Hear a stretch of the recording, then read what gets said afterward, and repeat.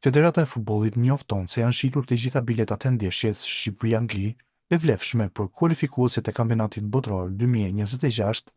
Shitja e biletave u zhvillua përmes një procesi aplikimi për rezervim që u hap më 15 tetor. Gjatë kësaj periudhe, të gjithë tifozët kishin mundësinë të aplikonin për bileta, të cilat u shpërndan më pas përmes një përzgjedhje elektronike dhe të rastësishme. Federata e futbollit dëshiron të falenderojë të gjithë tifozët shqiptar që kanë vendosur të jenë të pranishëm në stadiumin e Air Albania më 16 nëntor në mbështetje të ekipit ton dhe i fton të gjithë të krijojnë atmosferë të ngrohtë dhe sa më pozitive. Njëkohësisht, Federata e futbollit i bën thirrje edhe tifozëve të kombëtares, të cilët nuk kanë mundur të pajisen me bileta për këtë ndeshje kaq të rëndësishme për të gjithë, të vazhdojnë të përkrahin me pasion dhe krenari përfaqësuesen ton. Kombëtarja e Kosovës po hyn në fazën më emocionuese dhe vendimtare të kualifikimeve për kampionatin botror 2026. Dërdanët do të zhvillojnë dy ndeshjet e fundit të grupit B, të cilat mund të përcaktojnë fatin e tyre historik, pjesëmarrjen për herë të parë në play-off, e ndoshta edhe në vetë Kupën e Botës.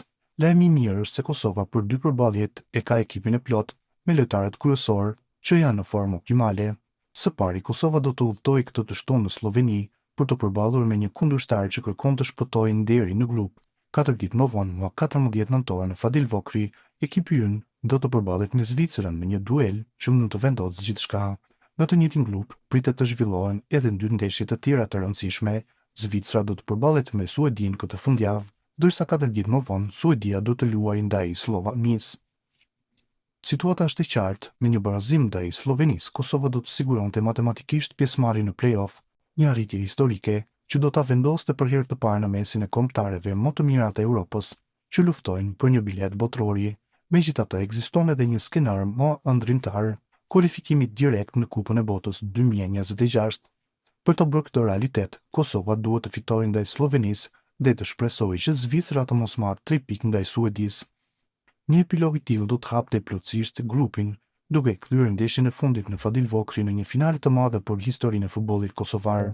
Përzgjedhësi Franco Foda në konferencën për shtyp para ndeshjes me Sloveninë u shpreh i vendosur, por realist. Në fillim kam thënë se çdo gjë do të jetë e hapur deri në fund.